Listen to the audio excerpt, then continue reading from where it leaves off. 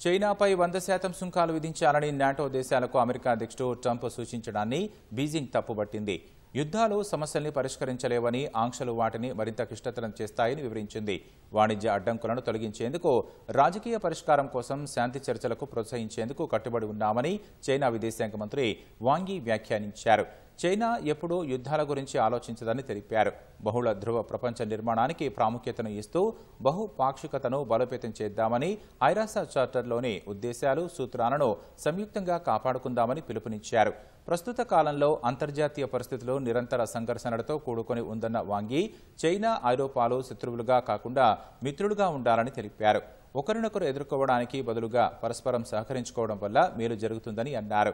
నిరంతరం భారీ మార్పులకు గురవుతున్న ప్రస్తుత శతాబ్దంలో సరైన ఎంపికను నిర్దేశించుకోవడం అనేది ఇరువైపులా ప్రజల పట్ల నెరవేర్చాల్సిన బాధ్యతలను తెలియజేస్తుందని వాంగ్ యి వివరించారు.